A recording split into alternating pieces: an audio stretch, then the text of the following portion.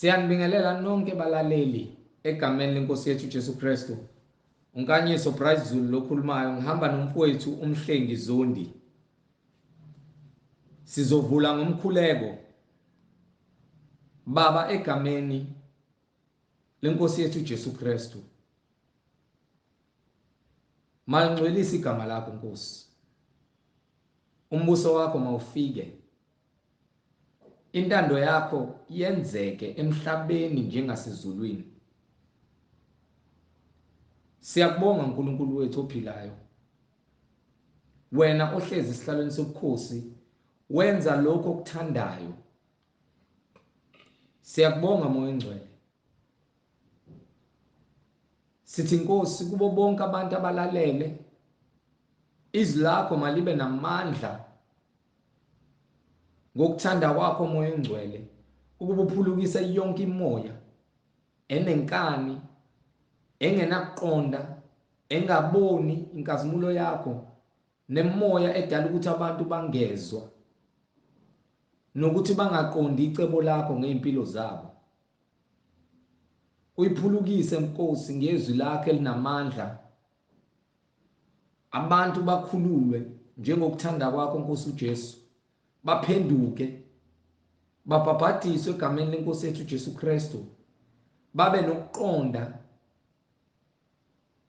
izwi lakho Nkosi liza ngamandla kaMoya Ongcwele ukuze usikhulula, lisiluse siyizimvu zakho, lilethe ukuphila empilweni zethu, sihambe nokuqonda ngemiyalelo yakho nangezimiso zakho egameni lenkosi yethu Jesu Kristu, yena ongaphezulu kwakho konke, oyinkosi nomsindisi, oyinhloko yebandla, uNkulunkulu ongunaphakade, yena ongubaba wethu osezulwini.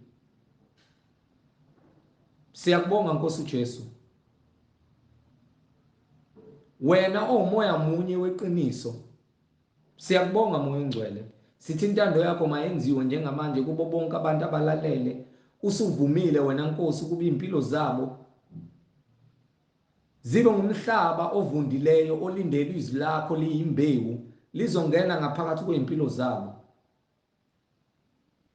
Ufeze Baba icebo lakho ngeimpilo zabo, ngoba wena Nkosi awufisi kube khona noyedwa umuntu oshabalalayo, kodwa kubo bonke abantu beze eqinisweni elinguKristu Jesu oyinkosi nomsindisi, manje kuze kube phakade. Amen. Bazalwane, ngizocela kubo bonke abantu abalalele, ikakhulukazi laba abakholwayo abathi bona basindisiwe egameni lenkosi yethu Jesu Kristu, basheshe bathatha amabhayibheli ukuze sizoba nokuqonda ukuthi njengoba inkosi yinye, umbhabhadisi umunye, uKristu eyinhloko yebandla, wena lokho ukukholelwa khona kuyikhona yini lokho uMoya Ongcwele akushoyo kithina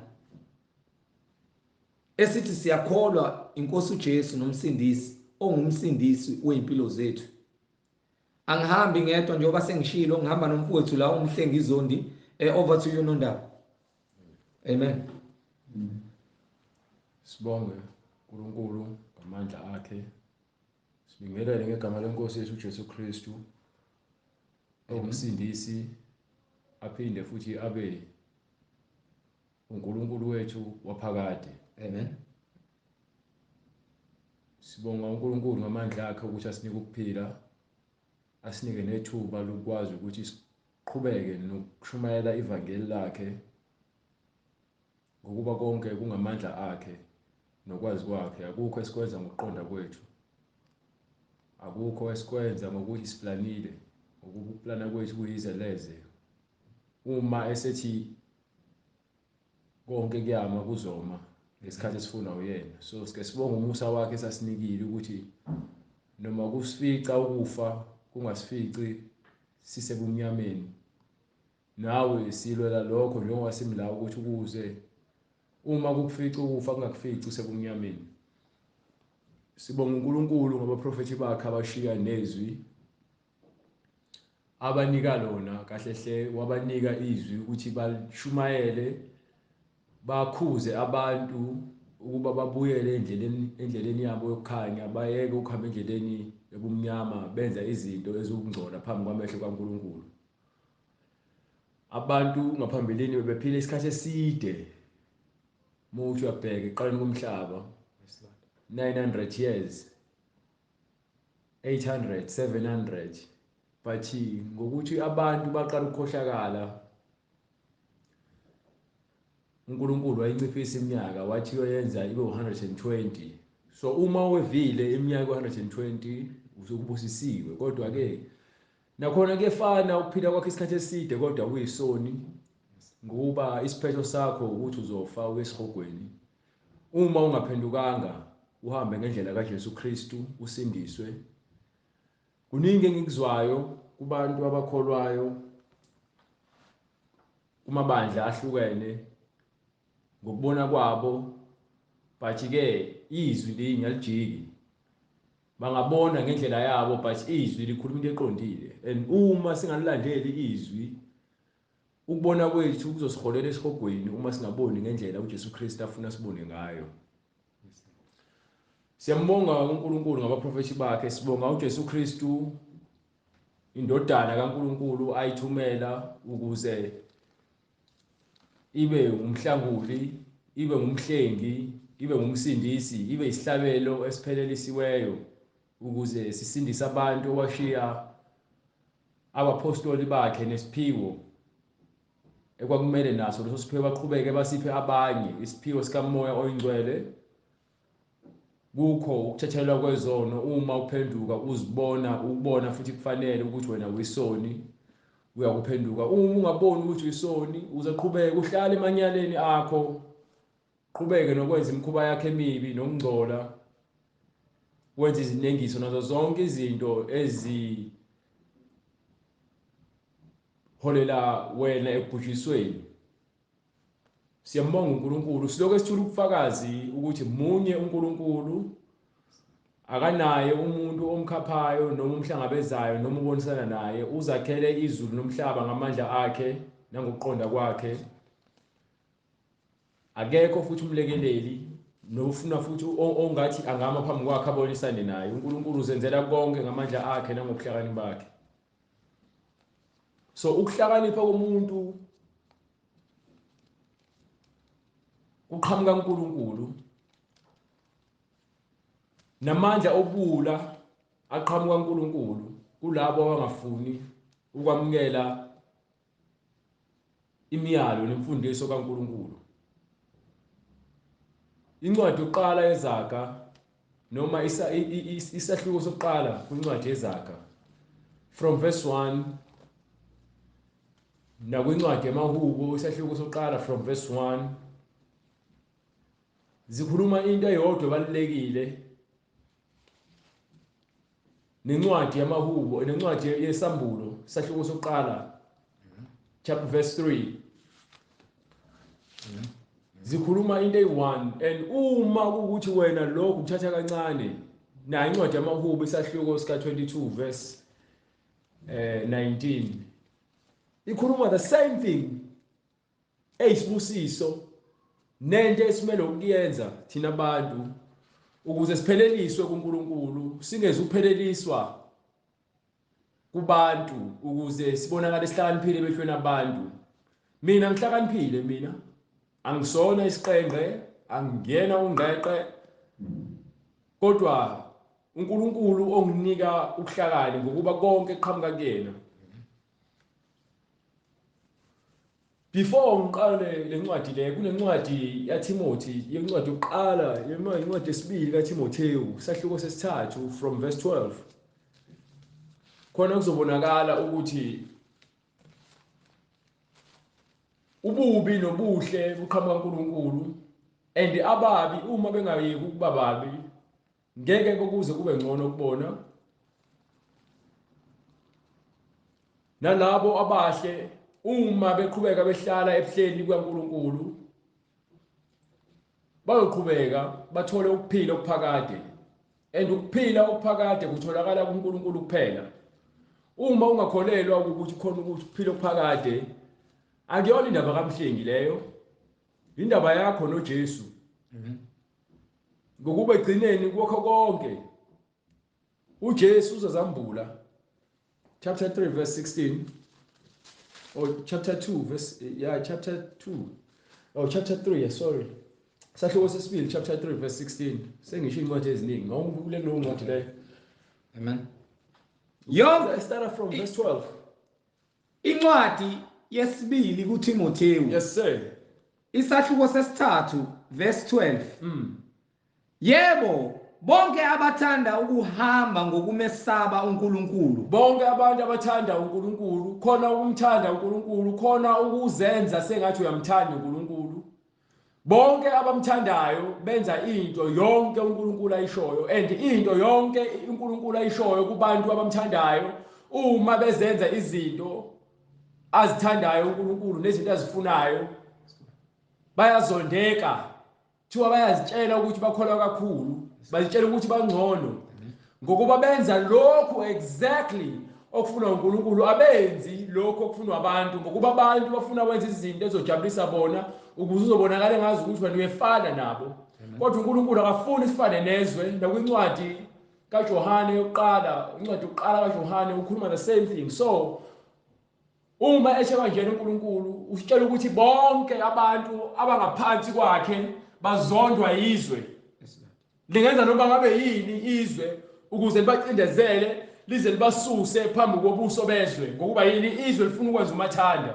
Kodwa labo abenzi bokubi ongifundele, Yebo, bonke abathanda ukuhamba ngokumesaba uNkulunkulu kuKristu Jesu. yonke imibhalo eminingi, iningi lemibhalo likhuluma ukuthi asabe uJehova, sigcine imiyalo yakhe, masambe kuNkulunkulu ukuze siphephe ekutheni singaholele ebhujisweni.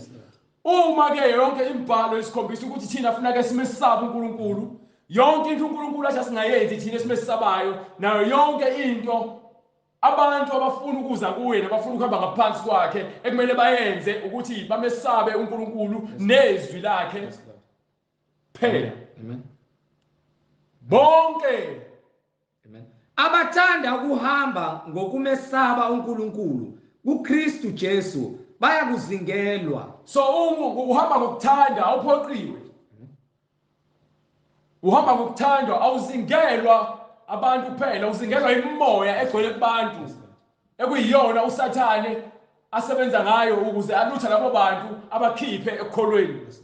So loyo moya leyo iyona le uSathane asebenza ngayo ukuthi nawe elokho efuna ukukutesta, efuna ukukulinga, efuna ukukuwisa, ekukhumbuza izinto ezedlulile owawuzenza ngoba na awusekho kuleyo mpilo. Akubona abantu qobo lwabo kodwa imimoya ephila kubona, imimoya ebumnyama le eyenza ukuthi kube khona lento elixhifi. Uma ebona umuntu osindisiwe enza izinto ngendlela uNkulunkulu afuna ngayo exactly. Ngisho indlela okhuluma ngayo iyamcasula umuntu ogcwele uSathane uma usindisiwe. Yini? Ingoba nakho kuyena kugcwele ubumnyama. So zonke into ezikhuluma uzukukhanya ziyamxhopha. Bonke Abantu abathanda ukuhamba ngokumesaba uNkulunkulu. Abahamba ngokumesaba uNkulunkulu. Awuthi uhamba noNkulunkulu uhambe ngathi awumsabi. Lokho kusho ukuthi uma uhamba noNkulunkulu awenzi umathanda. Baba wakho uma ekuzele awumjwayele ngathi umngani wakho, kodwa uyamnika indawo ukuthi abe ubaba wakho. Uyahlonipha yonke into ayishoyo. Ngokuba yini? Uyamesaba, awusabi yena ngoba nake isilwane, uyamhlonipha. Ukuhlonipha usho ukuthi ukwesaba ukona nokwenza into ephambene nobulungiswa. Ukuhlonipha, ukusaba. Khona ukusaba ukusatshiswa lokuthi ke usaba into embi. Into embi vele inobubi obuyisono phakathi. Kodwa ke uma uhlonipha khona ubulungiswa, khona ukulunga. uNkulunkulu unomusa, unothando kunokulunga, uyahlonipha uNkulunkulu ngokuba uyasinika indawo yethu ukuthi thina sibe abantwana bakhe. Kodwa manje uma singenzi intando yakhe thina sisabona abantwana bakhe, and akazondi wena, uzonda isenzo sobubi osenzayo. Yeyizwa leyo nto leyo. Hallelujah. ngifuna uverse 12. Hallelujah. Verse 12. Yebo bonke abathanda ukuhamba ngokumesaba uNkulunkulu kuKristu Jesu bayakuzingelwa. Kepha meyisi kepha kusho ukuthi manje seyiyajika. Behamba yajika. Mfana umuntu okhulumayo athi ke ngihlala nomuntu athi ubanikelana abantu ukudla, ubaphelana abantu ukudla. Yazi bahlupha ngoba bajwayelana kabi. Ngithi mina uyamazi uNkulunkulu athi yebo. Ngithi uyakholwa uNkulunkulu athi yebo. Kodwa mase ngithi mmeke wathi kodwa ukhuluma ngoNkulunkulu kumina angisengikuwrite off ozokusho ngokuba yini sofuna ukubeka isizathu sakho sokwenza noma ngabe yini lo yenzayo. Ithi incwadi impindiselo ngeyami, impindisele kaNkulunkulu. Istandard noma inqubo engibekayo mina ngibekela ukuthi ngiziphephise ngingenzi okubi. Uma ngihlangana nomuntu ehle emgaqweni ecela imali, nginemali, angimniki imali, ngimthengela ukudla. Uma ngimfica ebhema ugwayi efuna imali noma efuna ukudla, angimthengeli ukudla ngoba yini unemali yokuthenga ugwayi. Abanye bathengela ukudla akuthatha ukudla yokudayisa afuna ukuyothenga ugwayi nezidakamizwa. So umuntu onezandla ezimbili ngimfica ebhema ugwayi noma enza iganga efuna imali ngeke ngimnike lo muntu ngoba yini nginikela kumuntu owenza isenzo esibi nami ukuthi ngiyamqhubezela lo muntu ukuthi one. Kodwa uma ngifica umuntu oyisishosha ehleli phansi akaboni noma unesiqundi imilenze ayikho noma unesandla esodwa noma uhamba ngeenduku, lo muntu imali ngiyamnika ngoba akakwazi ukusebenza. Ahamba othenga ukudla. Uma enza ukuphambelela lokho engimnikela wona imali, impindiselo kaNkulunkulu mina ngimnika ngesizathu ngoba nginenqubo yokuthi umuntu enezandla ezimbili nemilenze emibili nengqondo lo muntu uyakwazi ukusebenza. Yes Lord. Ngingamthengela ukudla ukuthi aqhube nosuku ukuze enze indlela yokuthi enze imali yakhe. Kodwa ukuthi ngimnika imali kufanele ukuthi ngiyamduduza ukuthi aqhubeke lokho efuna imali kubantu kodwa manje akayazi wenzani imali. Ingakho bedla idakamizwa ngoba imali abayazi umsebenzi wabo. So uma ngifica umuntu ngimthengela ukudla angonanga lo muntu ngoba kuthiwa ke lawa ahluphekile nabalambileyo bafideni. Kunenye incwadi ekhona ethi kwincwadi yeEcclesiastes ithi ke ungamsizi umuntu oyisoni. Amen. Amen. Kodwa kwincwadi kaMatthew uJesu Kristu athi ke nizwile kuthiwa ke osizonda isitha sakho kodwa ngithi sithandeni naso. Yes Lord. Yes Lord. Kusho ukuthi umuntu bekuyuza akayuzi wena uyuza umusa njengabantu laba bayakholwa bexhaphaza umusa abawunikiwe. Mina nginenqubo mgomo yokuthi umuntu angimniki imali mephelelwe menezandla especially ngimfica ebhema ugwayi angibe ngisamsiza lo muntu ngoba yini le mali le noma lokudla lokhu asikisidingo uyakwazi ukuthenga ukudla uyakwazi ukuthenga ugwayi. Abantu bakhohlakele la ngaphandle kodwa ke kufanele kube nendlela yokuunderstand izinto zokwenza indlela yokwenza izinto ukuze ukwazi ukubalansisa. Ungezukwenza ugcina icala ukuthi ngoba naku uthona usindisiwe uzonika umuntu imali kodwa uyambona uphethe ugwayi uyona uyaqhubeka wena umnika ugwayi wazi kahle ukuthi wena lo muntu lento ayenzayo ayikhombisa ubulungiswa. So uma ke ukhuluma nomuntu waqala wathi kepha noma kodwa lo muntu usiyaphuma endleleni. Igama likaJesu Kristu noma izinto ezibhalwe phansi zonke zingu amen. Amen. Ngoba yini akufanele siphikisane nezwi thina sithi siyakholwa ngokuphelele. And uma uthi ufuna ukwazi ngembhalo angeke uthathe lokho kuzofuna wena kuphela. Kufanele uyazi yonke imbhalo ukuze uzokwazi ukuthi lokhu kwakushiwo nini manje kuthiwani ngokuba ngeOld Testament kunezinto ezashiwa. NgeNew Testament kunezinto nakhona ezishiwo ezibalansisa izinto ezashiwo ngeOld Testament ezinye zazo ezigcwalisiwe ngokuba yini uJesu Kristu bezofika uzogcwalisa uthando ngokuba sizoni kusukela eqaleni funa ngabe uNkulunkulu umhlaba usewufoldile wavala ngawo waqeda but ngenxa yomuso kuyena uyabona ukuthi ke isiphetho sokuphila komuntu siza kuba simbi kakhulu ukuze kube sekupheleni uthi ke nginika umusa wokuthi niphenduke ezonweni zenu nisanesikhathi ngokuba ke uma kuphelelwa isikhathi ungazange uphenduke kuyoba kubi kwena egcineni vele umhlaba uzobhubha kodwa umhlaba ufuna kubhubhe wonke umuntu esezwile ngegospel wonke umuntu esathathile isinqumo sokuthi ufuna ukuhamba kuKristu noma ufuna ukuhamba ngokwendlela zakhe zenyama nezinkanuko zenyama. So uma incwadi ithi ke bonke abahamba ngokumesaba uNkulunkulu bayakuzingelwa kepha abantu ababi kepha umuntu omubi noma abantu ababi nabakhohlisi nabantu abangabakhohlisi bazabuqhubekela kuzoba worse ebubini. izinto zabo zizoqhubeka zenzeke kakhulu ukukhohliseka kwabo kuzokhula bedukisa bona bazodukisa bedukiswa nabo bedukiswa lalelayo uma vele ukhulele kwi-false church noma ke ukhulele esontweni lamanga noma ukhulele ekhaya lapho khona ubulungiswa kungekho noma ukhulele emphakathini lapho ubulungisa kungekho unga expect ukuthi wena uma ukhulela lapho uqhubeka uhlala lapho ufa uzoshintsha ngoba yini ke lo khona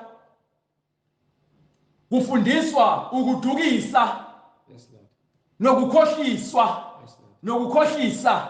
So uma incwadi ithi ababi bazoqhubeka ebubini bedukisa bekhohlisa bedukiswa nabo futhi bedukiswa ngokuba uma olamanga nawe uyadukiswa yilona inkohliso legcwele kuwena.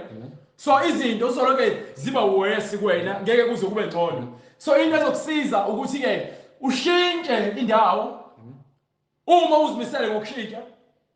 Incwadi ngokukaMatheyu isahluko 15 verse 18 kepha ukuphuma emlonyeni kuvela enhlizweni lokho ke kuyamngcolisa umuntu. So lezi zinto ezikhulunywa abantu befundisa abantu izinto ezingekho begcwalisa imfundiso engamanga ngokuba konakele ingqondo zabo nonembeza ubulungiswa abanabo ngeke kuze kuphume lutho oluqhakazile ngokuba ngaphakathi bangcolile.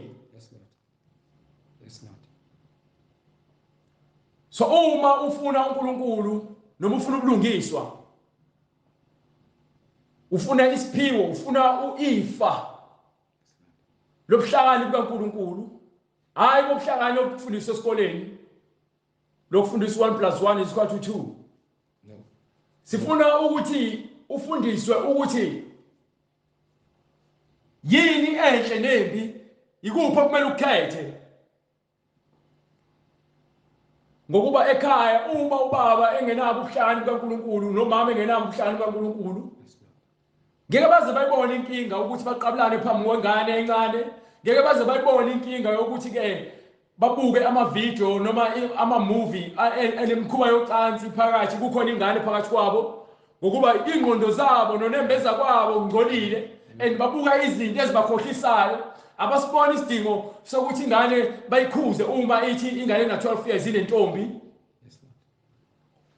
Abayibona inkinga ekutheni ke baphuze utshwala phambi kwengane ubaba abheme phambi kwengane naye ikhulu ifane naye ngokuba yini ke vele ikhaya lonakele ubulungiswa bukho.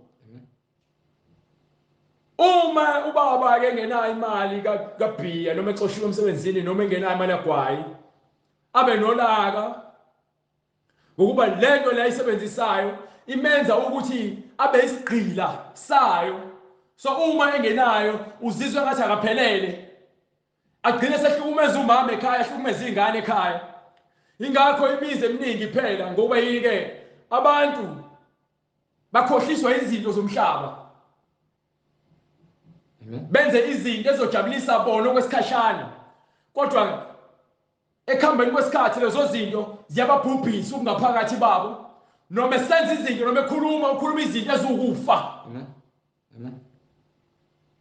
Ingakho ingane ihambe esikoleni ilo lezinye ingane ihlezi inolaka ngoba yile ekhaya lento le iyona into eyifundiswayo, iyona into eyifunzwa yilona lifa lasekhaya leli lokuthi ke kuyaliwe ekhaya kunodlame, kuyaphuzwa ekhaya, kuyabhenywa ekhaya, kuyantshontshwa ekhaya, kuyaqamba amanga ekhaya, kuthukwa inhlamvu ekhaya. Yonke into iqala ekhaya ngokuba yini ke akukho ukufundiseka. So ingakho ke uma uqhamuka leqiniso umtshela umuntu ukuthi yabo lempilo ephilayo ayinaso isiphetho esihle, lempilo ephilayo ayinanzuzo. Yebo iyajabulisa ngesikhathi izinto zakho zihamba kahle, but uma seqala kubheda nobulungiswa kubena nobuhle bokujabula baloso sikhathi buyaphela ngoba yini ke lento yakwenza ujabule ayisekho. Kunjalo ke ukuba addicted nokuba isigqila sezidakamizwa nokuba isigqila sodlame. Uhlala nomuntu ungashongo lutho, umuntu athi ungibukani, afuna ukukulwisa ukuthi umbukile, ungibukelani kabi, angishongo lutho. Ngibuka umfowethu mhlawumbe ngisazomnikelela ngimncome, kodwa ke lo muntu lo usafuna ukungilwisa ukuthi ngimjwayela kabi.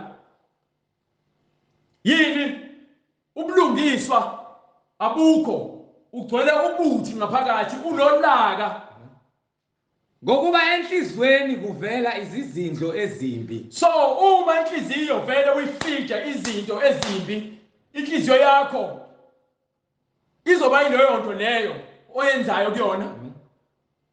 Amen.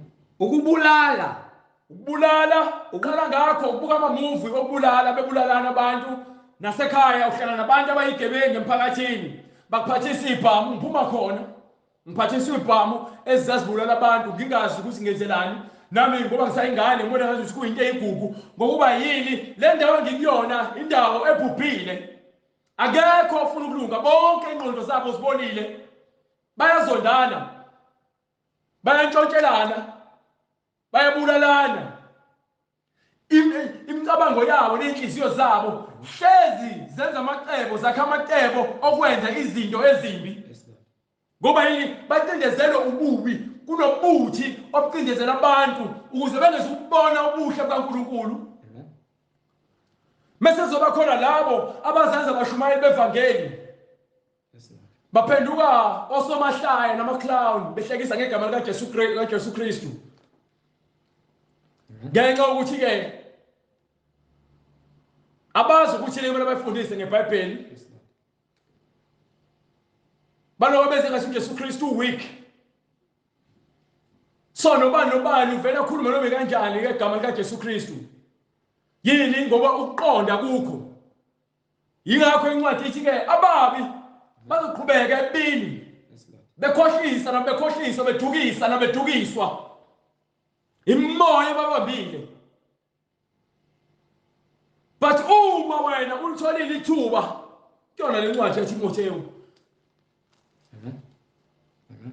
ithi uma wena uhlele ezweni ngokuba ke umfundisi verse 16 verse 14 verse 14, kepha wena yima kulokho okufundisiwe, kepha wena ofundisiwe ukukhanya neqiniso, hlala lapho wena nowaqiniseka kukho, ngokuba ke kuqinisekisiwe lokho kuwe manje ukuthi iyona ndlela ekumele uhambe ngayo, leyo kulunga, le ndlela yokukhanya. wazi ukuthi kufunde kobani, ukuthi wazi ukuthi ubani ofundisile. You understand? Abafundisi bamanga bafundisi ngale zinto. Yes Lord. Ngoba kutshela ukuthi ke uzophuma ehluphekeni wena uzoba isigwili, uzoba nemali, uzofunda uqede esikoleni, ubadlule bonke emphakathini, uzoba udokotela, ube kangakanani ukuba udokotela, ube yona yonke lento, kodwa ke uNkulunkulu engekho kuwena. Ngokuba wena ukhuleke emphakathini le kudayiswa khona ama-drugs.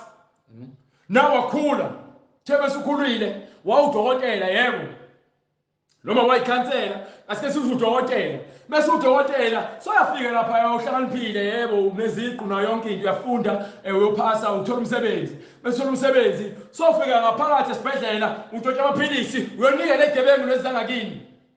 Yini? Lo mqondo wongcola ukhishwanga kwena. lento etshelayo leyo mfundisi ukuthi ukhulume yona yonke into efunayo iyona yebo but ubulungiswa bukho kuwena ungcolile. Yes, Lord. Awunandaba nemphefumulo yabantu kodwa uzibiza ngodokotela uthatha amaphilisi okusiza abantu uyonika abantu abenza idakamizwa ukuze babhubhise umphakathi siphele isizwe ngenxa yabantu abathi-ke bafuna ukuphumelela empilweni befuna izinto eziphathekayo kodwa ubulungiswa bube bungekho kubona. Incwadi Izaga isahluko sokuqala verse 7. Incwadi Izaga isahluko sokuqala uqala verse 1. Hallelujah. Verse 1. Yes sir. Nazi izaga zikaSolomoni indodana kaDavide inkosi yakwaIsrayeli zokwazi ukuhlakanipha nokulaywa. Funeke wazi ukuhlakanipha nokuthi-ke ukuyalwa nokwahlukanisa amazwi okuqonda. Ukuhlukanisa uma ukwazi ukuhlukanisa lento esho uNkulunkulu wathi-ke wena muntu esho kaJamu usufana nathi so ukwazi ukuhlukanisa okubi nokuhle sekumele uthathe isinqumo manje sokuthi wena iyiphi indlela ofuna ukuhamba ngayo. Ingakho-ke izaga lezi zikhona izaga kuzona ezokwenza wena noma ezokukhuthaza wena ukuthi ube isigwili noma uhluke ube isihlakaniphi ube ngcono nabanye abantu no ezokukhuthaza wena ukuthi uzithobe. Uma wazi izaga lezi zikaNkulunkulu ufunda ukuzithoba ukuzehlisa ukuba umfundisi nokwazi ukufundisa abanye abantu izinto ezibalulekile ngokusaba uNkulunkulu nokwamukela ukulaywa ngokuthi-ke wena uma uzithoba usuyakwazi ukuthi uma kuqhamuka izwi eliqhamuka uNkulunkulu liza kuwena noma umuntu omdala ekuyala ngobuhlakani bukaNkulunkulu wena uyasamukela leso siphiwo sokuthi-ke unikiwe isiyalo kube ngukuhlakanipha bese kuba yini kube ngukuhlakanipha. Ngeke uze ukuthola ubuhlakaniphi noma ukuhlakanipha wena uzitshela ukuthi uhlakaniphile kunabanye abantu. Ngeke uze ukwazi ukuthi ufundiseke uma wena uzitshela ukuthi wena umfundisi kuphela akekho omunye umuntu ongakufundisa ngoba wena wazi konke. Nokulunga yezo lonke lonto funeke kuhambisane ukufunda ukuhlakanipha ukulunga okuhambisana nokuzithoba nokwahlulela bese ukwazi ukuthi-ke uma wahlulela usuyabheka ukuthi lokhu kufanele ukuthi ngikwenze neqiniso lokhu kufanele ukuthi kwenziwe. So ukhuluma izinto ezinokuqondakala nezinto ezokuhlakanipha ukhuluma iqiniso ngaso sonke isikhathi awukhethi ibuso bamuntu. Awunandaba nokuthi umuntu uzothini noma ngabe unamali engakanani noma ngabe umbulali uzomtshela lokho kufanele ukuthi akuzwe ukuze ezozibona ubunqunu bakhe. Ngokuba abaningi baphatha amabhayibheli kodwa kunabantu ababasabayo mekuqhamuke nje umuntu ekuthiwa uyinkabi usefuna ukufihla umsila kodwa uthi-ke uyinceku kaNkulunkulu ungaba yinceku kanjani kaNkulunkulu usasaba abantu usakhetha abantu.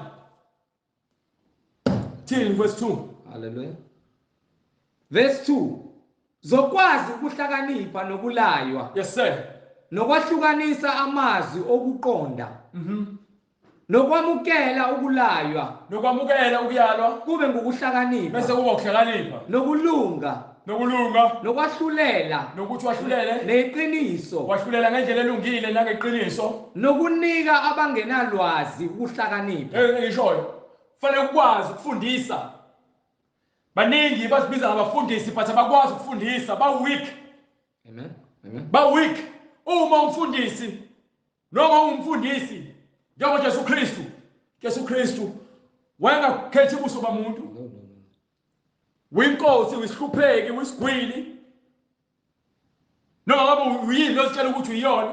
Nomphostoli Paul osho njalo kwincwadi yaseGalatia eyobheka abanye abapostoli wathi labo bebezibona ukuthi bawutho angibonanga bewutho ngokuba uNkulunkulu akakhethi ubuso bamuntu. Hallelujah, hallelujah. Amen. So simele ukuthi thina uma singabafundisi sithi siyafundisa sikhuluma lo ebholo phansi njengoba kunjalo siyafundisa umsebenzi ukufundisa hayi ukuzinengela. Wangikhathala mama basekhaya noma ngabe mina siclose kangakanani sinawe anginandaba okumele ukwazi ukubhalwe phansi and angihambi ngiloko nginaka abantu ngifuna ukubatshela ukuthi uthini uNkulunkulu no. Le platform la nginika yona uNkulunkulu le iyona le fune ngikhulume kuyona ngikhulume ngokuthi ngizimisele ngalokho akushilo ngokuba abantu baphenduka amahlaya banganakwa ngoba yini bahambe belandela abantu bafuna ukuba bakhombisa ukuthi uNkulunkulu bathanda kangakanani. abantu bagcine ke sebekunika imali noma sebekuvala ngendlela ethize ukuze uye kuba bangela isicefe. Yes, Lord. So njengamanje la ke siyashumayela sime la njengoba simla oyizwa igospel emthintayo inhliziyo yakhe ukuthi abe nobulungiswa uNkulunkulu uzodila naye hayi mina. Angifuni futhi ulokuza la kumina uzongitshela ukuthi no qaphela ukuthi uthini ngabantu ngayitabane qaphela ukuthi uthini ngabantu besifazane no lokho kubhala phansi iloko engizakusho. Yes, Lord. Yes, Lord. uBalaam washo the same thing. Amen. Hallelujah. uMikhaya washo the same thing. Yes, Lord. Wathi lokho kuthiwa inkosi lokho ngiyakusho. Yes, Lord. So why kumele ngizothobela abantu abafana nami abazofa ngokusaba ukukhuluma iqiniso ngokusaba ukuba nobulungisa ngokusaba ukufundisa ngeqiniso likaNkulunkulu. Yes, Lord. Yes, Lord. Asijesu Kristu ke kuyakuba yini umuntu eyalahlekelwa ukuphila kwakhe okuphakade ngenxa ukuthi uzuze abalandeli basemhlabeni nodumo Yes, Lord. kodwa ke egcineni ube esikhogweni. Hallelujah. Amen. Hallelujah. Verse 4. Nokunika abangenalwazi ukuhlakanipha nezinsizwa ukwazi namasu ukuze ohlakaniphileyo ezwe aqhubeke ekufundeni. Ukuze ohlakaniphileyo aqhubeke ekufundeni. Lalela incwadi yeZakha chapter 6 from verse 16.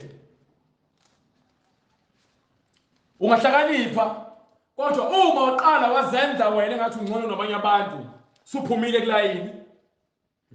Suphumile lapho udingakala khona.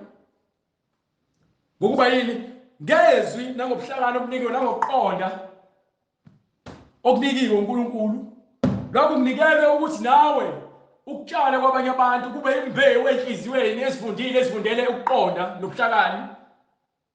So uma wena soqala uzikhukhumeza usufuna ukuhlonishwa sofundisa ngemali izwi lenkosi lamahhala so ne prize wena okhokhelwa yona ukuze wena ume phambi kwepulpit ufundiswe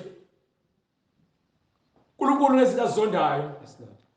Uma wena ufuna isikhundla sokuba umfundisi ngoba naku ufuna ibandla ukulizuza lonke wabulala umuntu ophambi kwepulpit olungileyo kwazoba wena sikhohlakali uNkulunkulu lonto leyo unendlela asizwa ngayo. Uma wena umuntu wesifazane wakha amacebo ukuthi ufuna ukuma phambi kwepulpit ekubeni uNkulunkulu uthe akamvumeli umuntu wesifazane ukuthi afundise athule ebandleni nendlela uNkulunkulu asizwa ngayo. Uthini uNkulunkulu? Incwadi iZakha isahluko sesithupha. Yes sir. Verse 16. Yebo. Kukhona izinto eziyisithupha azizondayo uJehova. Izinto eziyisithupha kodwa ziwu7. Yebo eziyisikhombisa. Yebo eziyisikhombisa. Eziyizinengiso. Into beyisinengiso uNkulunkulu ingamanyala into enyenyekayo.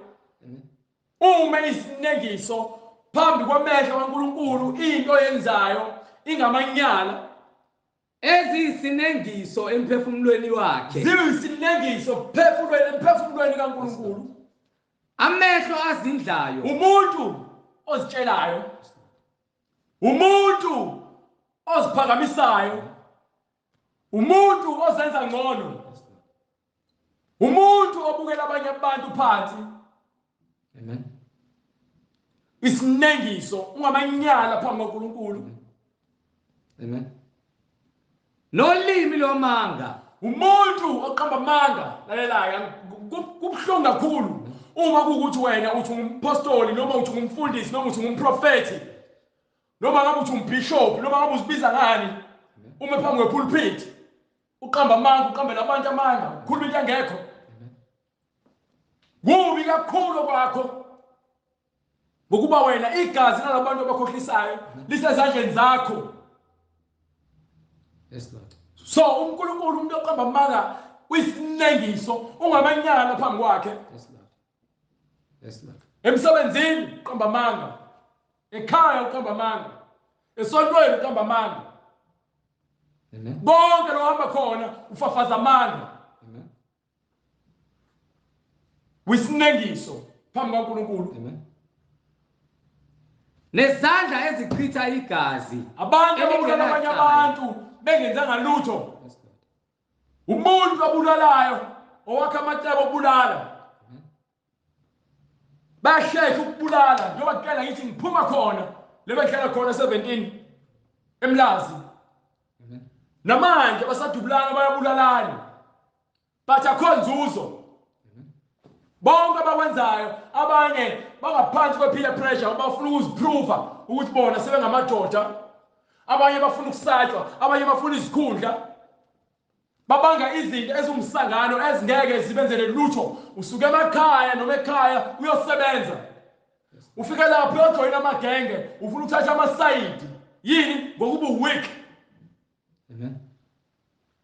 Uma wena ukholwa uphumekile ukholwa uzohlala eBhayibhelini lakho ungasuki ngoba uNkulunkulu akakhethi buso bamuntu.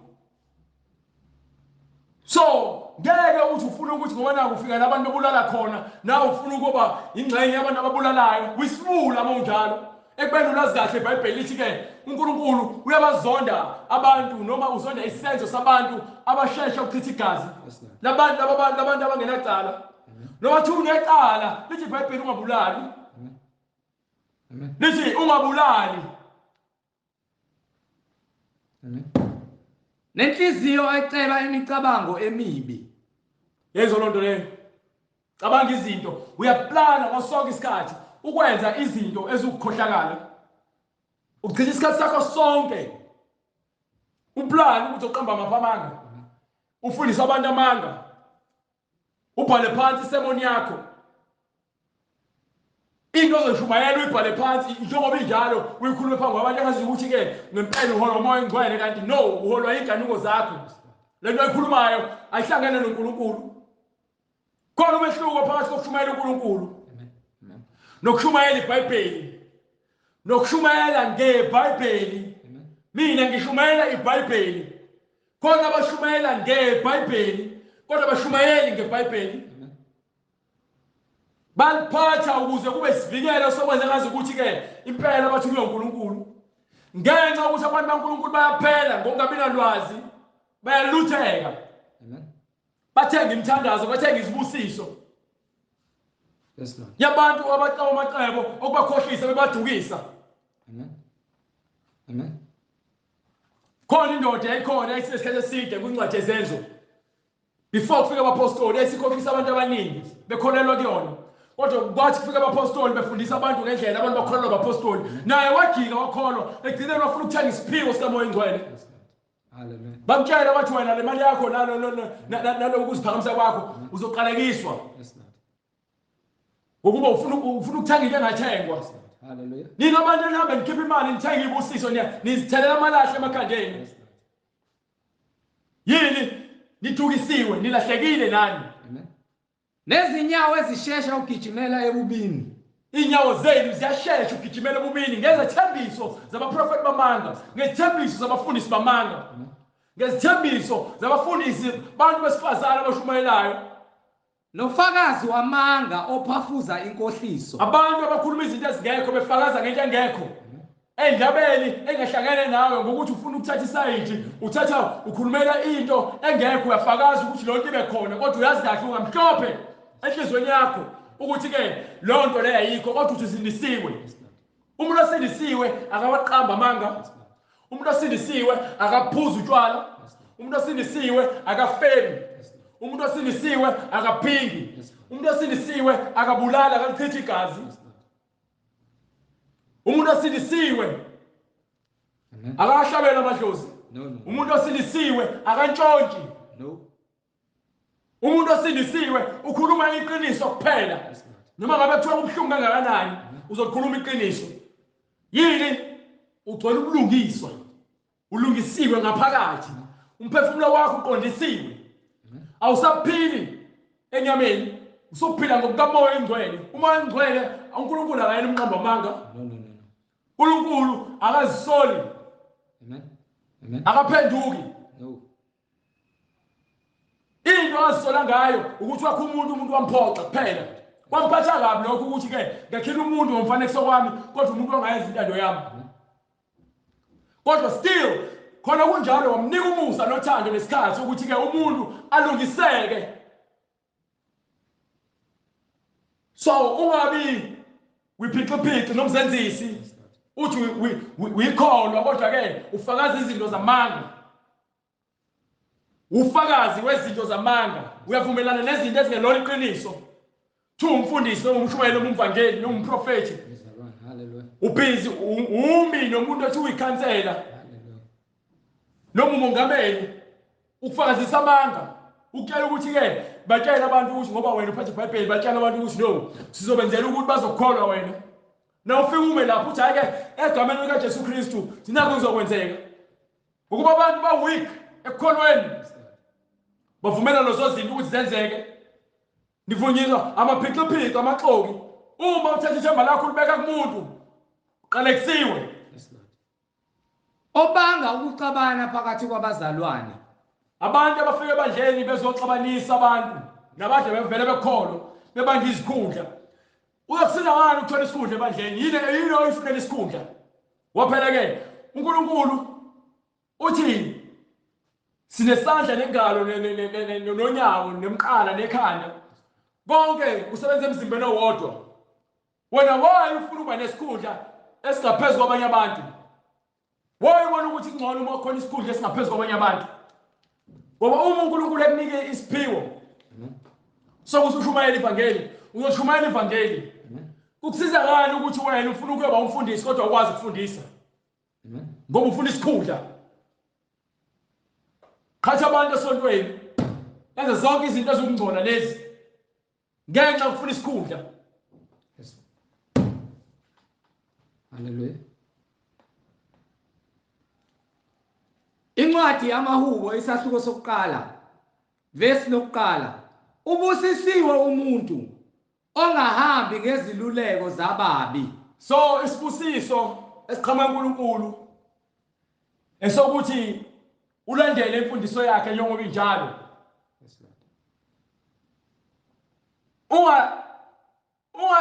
Ungalinge nangolodwa usuku uzithole sowulingeka ekutheni ufuna ukulalela into esho abangani bakho beceba amacebo okwenza izinto eziphambene nokulunga. Njengoba ithi Ubusisiwe umuntu ongahambi ngeziluleko zababi. Uma ke umuntu eqhamuka ezokutshela into ephambene nokulungisa nobungcwele ngenxa ukuthi wena uzolela ifaka imali ukuthi uzotholakala imali bese uyagcina uyahlala kuleso soluleko leso uweak ekukholweni kwakho wena. Ongeni endleleni yezoni. Akufanele ume endleleni yabantu abayizoni. Uyabona before uze uhambe akufanele ume endleleni yabo. Ngoba uma umi kuyona kusho ukuthi nawe uzoyihamba le direction abayihambayo. Suka endleleni yabo ungami. Ongahlali enkundleni yabakolodayo. Qhalalanisa nabantu abangalungile. Ungabazondi, ungazondi oyedwa umuntu awunalungelo lokuzonda. Zonda isenzo sabo ngokuthi uqhelelane naso. Ungahambi uthi wena abantu ngiyabazonda ngiyabantu abayizona. No awunalo lolungelo wena. uNkulunkulu kuphela ozonda isenzo. Nawe uma uNkulunkulu uzonda isenzo esibi ingakho uzikhelelanisha kodwa ukuzonda abantu cha. Awukwazi ukwenza lokho. Incwadi uma uthi akholwa wena uthi ke yazi ngiyamnyanya ubani. Awukholwa wena. Ukanye naye lomnyanyayo mekuthi lezi izinto ezimbi nizondelanela kona ukuthi lezi izinto ezimbi phela usathane uyakwazi ukunisebenzisa nibona kahle nikwi competition. Nize nizondane inyanyane.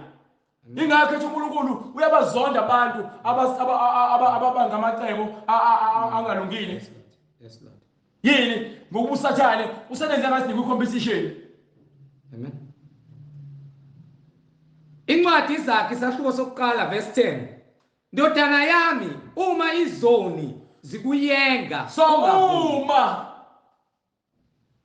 wena ndodana kaNkulunkulu noma ndodana kayihlo babo wakho okuzalayo uhlangana nezigila mkhuba zikuyenga zifuna ukukhipha ngaphansi kokulungisa ubaba wakho akufundise kona zikuyengena ukuthi ihambani nokwenza izinto ezokungcola ngasuku le ncwadi. Yes, Lord. Lokho sisenge ufunda. Amen. Amen. Ufunda. Ndodana yami, uma izoni zikuyenga ungavumi.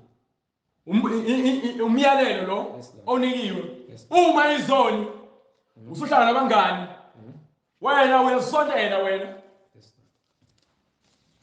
Lord. Abangani bakho nikhule nabo vele eroundini. Nidlala nabo ibhola.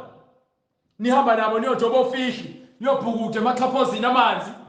Thebe senikhulile nahlukana ngendlela wona bahlala esontweni bona bahlala entweni zomhlabeni. Sebeyaphuza, bayabhema, bayantshontsha, baqamba amanga. Bese bekubiza nawe bethi hayi wena kuyinyoni, kuyibhara. Amen. Yindaba ungafuni uzohlala nathi. Thina yazi sisena kwenza u50,000 rand. Bese uyabuza niwenze kanjani? Bathi hayi bekuthiwa nje asisambe sosusa lo yamuntu. Hawu nimsusa nimbekaphi? No, sisho ukuthi ke phela simcishe. Hawu, nicisha abantu. Kuba babulala abantu. Ubona behamba ngezimoto, befaka amagolide, befaka ucwebe, befaka ingubo ezibizayo, kodwa abasebenzi indawo, kodwa babone bathuthuka. Amen. Nawe sebethini wena manje? Woza. Amen. Ususijoyina. Lento yakhe esonto ke izikuse ndawo. Buka nje usaphashile namanje. Uma sithi hamba nathi siqamele igazi sibhacele ngeze ongenaqala. Uma bethi ke wozani noma bethi woza siqamekele ukuchitha igazi lo muntu ongenaqala ngokubanika imali 50,000 rand ongimbela ithuna lokuthi uhambe esihogweni. Ungavumi.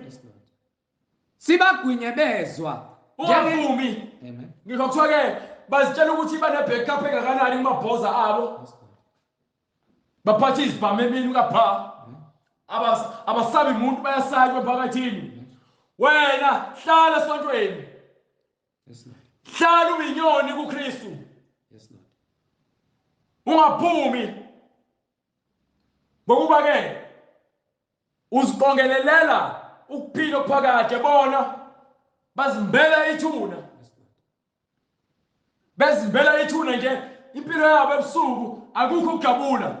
Imidlizo nemicabango emibi ebalandelayo. Yezenza abazenzayo emini nezenza abazenzayo ebusuku behlasela belandela bechitha igazi labantu abangenacala. Lolo gazi libalindile lebakhalela. Njengoba noKain noAbel, uKain wabulala umfowabo, uNkulunkulu wathi igazi likaMfowenu liyakhala enhlabathini. Namanje igazi labantu abalungileyo liyakhala enhlabathini ngenxa yezikhohlakali eziqhamekela abantu zichitha igazi elingenacala. Ungavumi ukuluthwa, ngibuya khona. Ngacishe ngaluthwa. Nami ngacishe ngaba umKristu wegazi elingenacala.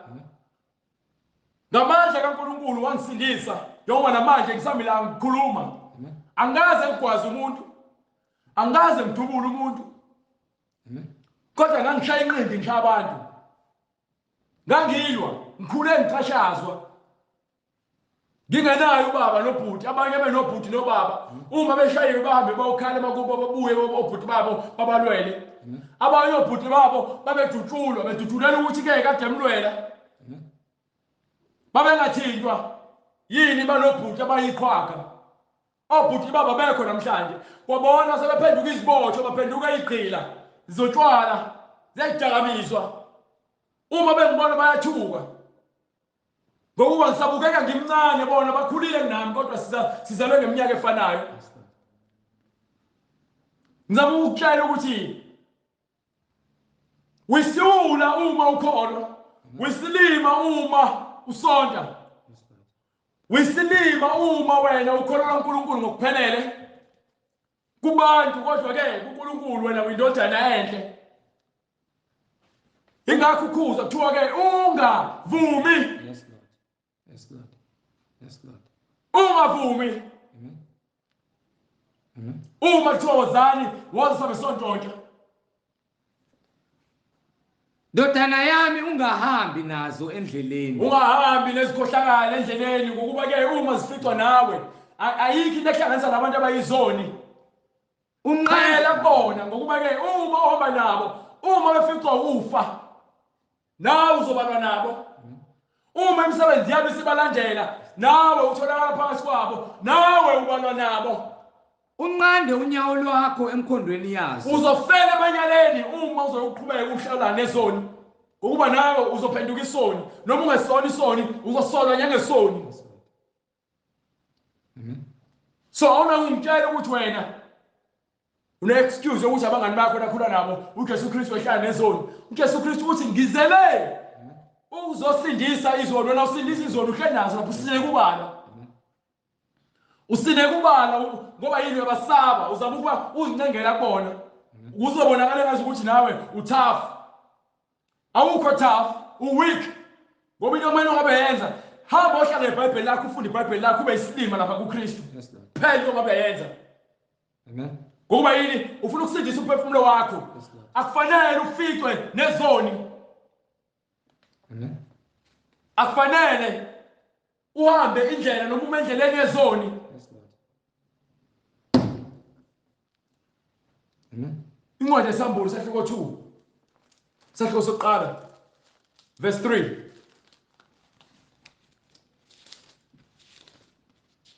akufanele uhambe indlela yezoni ukuba yonke incwadi kusukela Genesis uyovala ku Revelation noma incwadi yesambulo isiprofetho lesesikhona encwadini esikhombisa uqala kokuphila kwethu nokuphetha kokuphila kwethu haleluya incwadi isambulo sika Johane isahluko sokuqala ivesi lesithathu ubusisiwe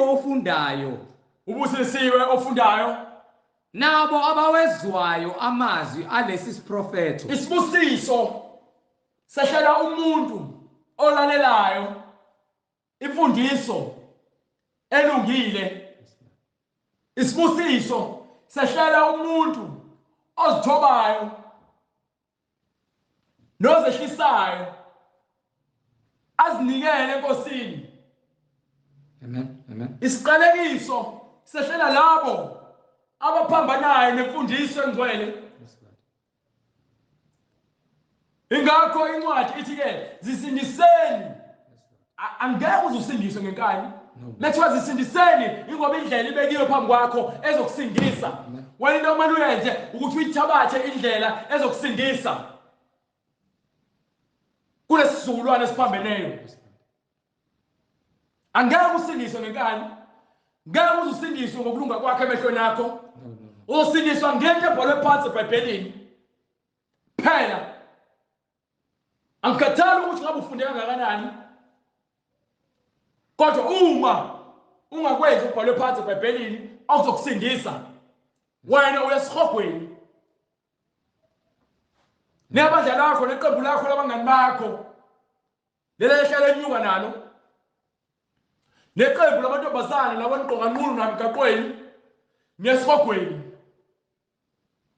nogwayibeni abantu bashisayo emakhoneni nesihogweni namabhodlela namaphuzo naphakamisayo nesihogweni ndawa ninjalo amen lamantombazane niwathandayo nina abadlali bebhola nina abalingisi nina abaculi nina bosaziwayo nosaziwayo nazana nodwa ekhohlakali lezi bathi uNkulunkulu akanazi ukuba yini ke udumo nilenzo lwenu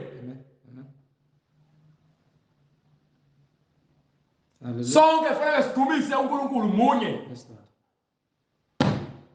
you understand so ithini incwadi ubusisiwe ofundayo umuntu ofundayo ngeke uze ube nokwazi ungazange ufunde ngakho ngithe mina ke uma uzalelwe endaweni noma ephakathini khona ke kufundiswa ukungcola noma kwenziwa ukungcola ngeke uzuyazi indlela kaNkulunkulu nabo abawezwayo amazwi alesi siprofetho so uma umuntu efundile waqonda amazwi esiprofetho sikaNkulunkulu ubusisiwe Amen. Ngokuba ke uzohamba ngendlela yokuqaphela konke okwenzayo ngokuba usuyaqonda ukuthi ke yini inhloso kaNkulunkulu ngomuntu. Yes, Lord. Incwadi kaPetru sahluko sesibili verse 10. Incwadi kaPetru yokuqala sahluko sesithathu verse 10. Hallelujah. Incwadi yokuqala kaPetru isahluko sesithathu verse 10. Ngokuba osuka ethanda ukuphila nokubona izinsuku ezinhle makanqande ulimi lwakhe makabheke ukuthi ukhuluma kanjani kokubi kwezinto ezimbi. Qaphela into ephuma emlomeni wakho. nezindebe zakhe zingakhulumi inkohliso. Nezindebe zakho zingakhulumi into engekho. Konke okuphuma emlomeni wakho kufanele kube msulwa. Adede ububini. Hlalele kude nezinto ezokwenzela ukuthi wena ungcole emoyeni nangezenzo zakho. Enze okuhle. Umsebenzi wakho ukuthi wenze izinto ezinhle. Afune ukuthula. Ufuna yini? Afune ukuthula. Ngeke umuntu ufuna ukuthula uyohlala ejointini. Uyohlala eklabhini. Khona ugquntsugquntsha amantombazana anqunu uphuza utshwala. Kuyalalona khona la. Dliwa ama drugs. Uzotshela ukuthi wena no, I'm a Christian phela ufuna ngibe nokuthi ngizijabulise. Uzijabulisa kanjani ngezinto ezingenakho ukuthula? Ezilandulele ekutheni abantu noma eziholela abantu ekutheni ke babe yifebe. Afune ukuthula, akujonge. Funeka ukuthole ukuthula ukubheke. Ngokuba amehlo enkosi aphezu kwabalungileyo. Ezolonto ngishoyo. Ukulunga nokuqonda namehlo kaNkulunkulu aphezu kwalabo abahamba ngesiprofeto sakhe, abalandela imfundiso yakhe. Izindlebe zayo zisekunxuseni kwabo. Izindlebe zakhe uma bethandaza uyabezwa. Uma becela intethelelo noma becela ukukhanyiseleka uyabezwa. Kodwa uma wenza izinto ezimbi uNkulunkulu uyakuthula nje akubuke. Kepha ubuso benkosi Ngokuba yini kufanele ulandelwe imisebenzi yakho emibi. Ngoba uNkulunkulu awumazi ukuthi yini inhloso yakhe lalela kulona ngicamba incwadi yesibili yaPetru sahluko sesibili.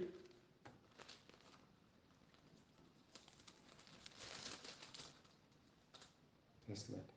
Verse 10 noma sahluko sesithathu verse 10. Amen. Incwadi yesibili kaPetru kwisahluko sesithathu verse 10. Kepha usuku lwenkosi luyakufika njengesela. So uma ke usuku lenkosi lifika njengesela.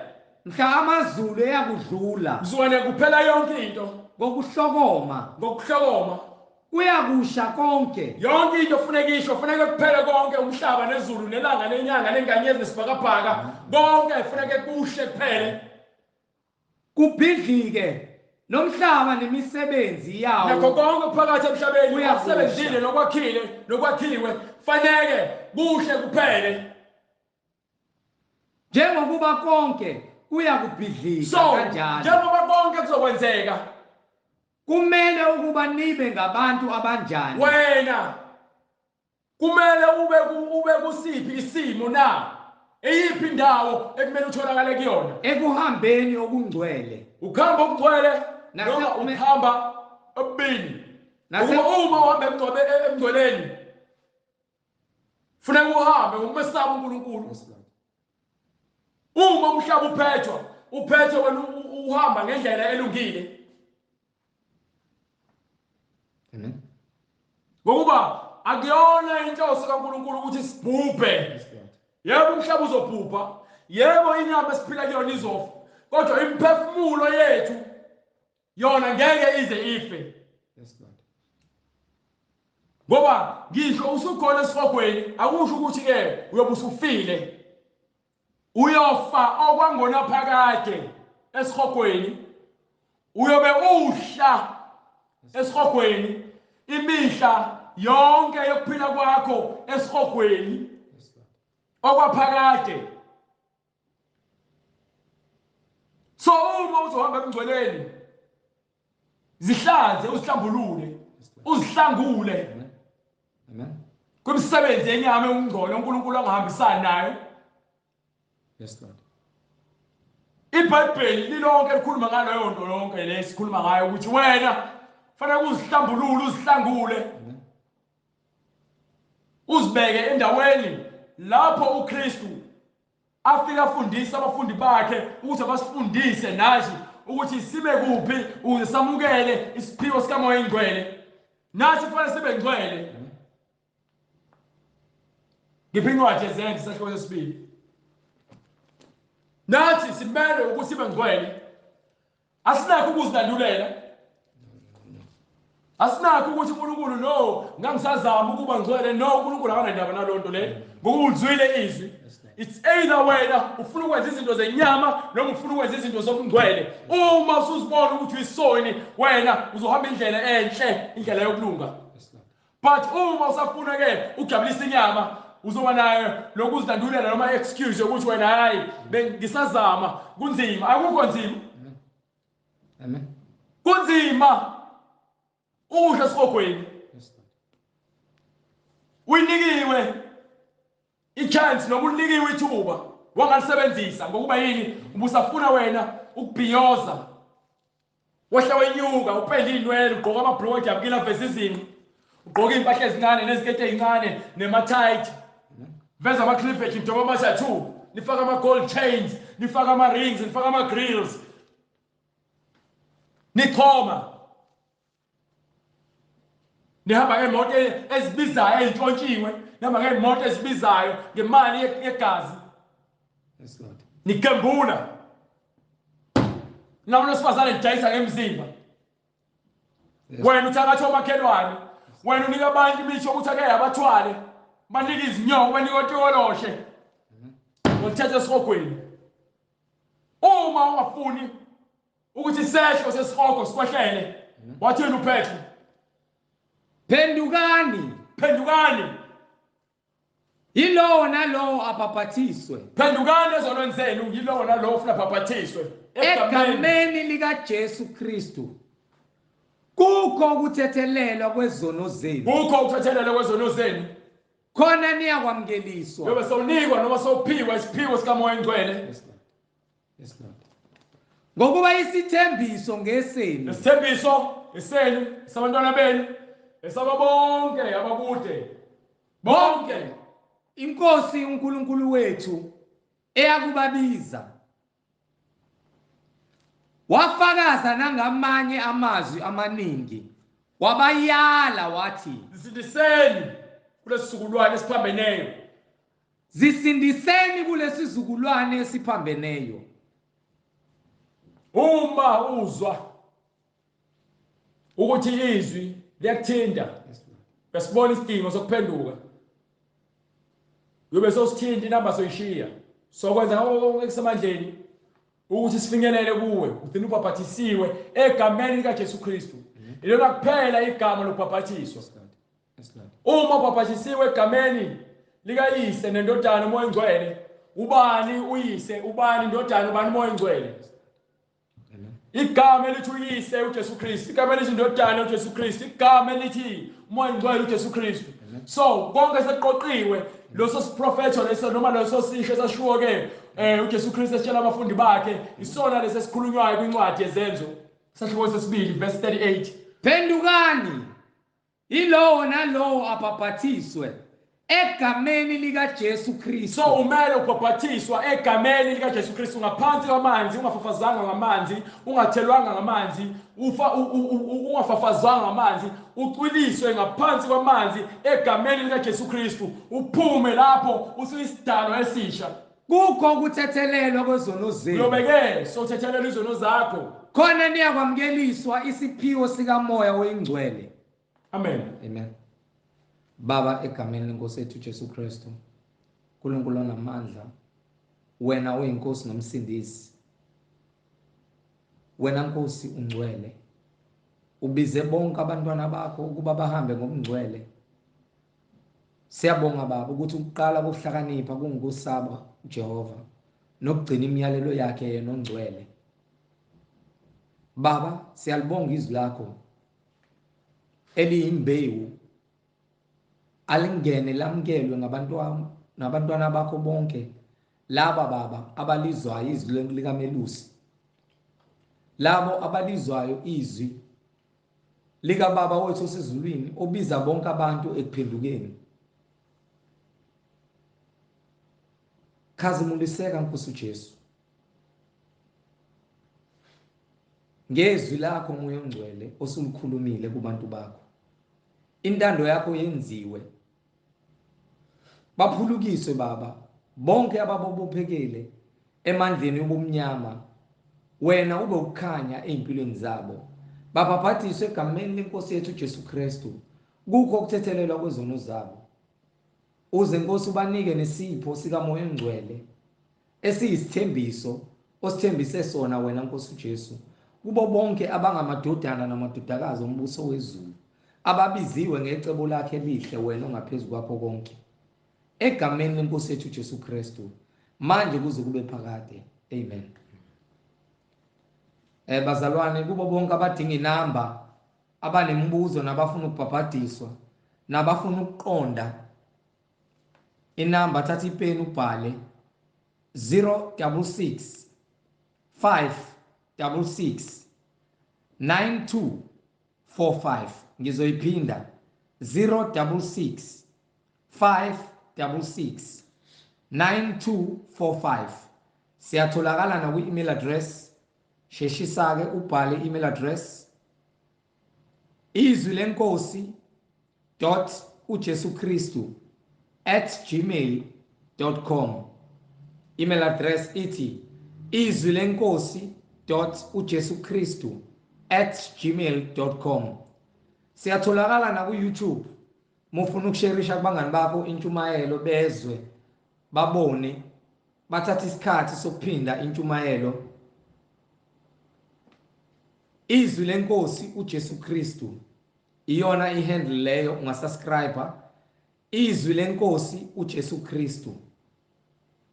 Siyatholakala na ku Instagram, mutype uthi izwi lenkosi uJesu Kristu musu yafollowisha. Izwi lenkosi uJesu Kristu musu yafollowisha. uJesu Kristu inkosi nomsindisi manje kuze kube phakade. Amen. Sibonge bazalwane, musa wenkosi, siphinde sibonane ngokuzayo uma inkosi ivumile. Amen. Amen.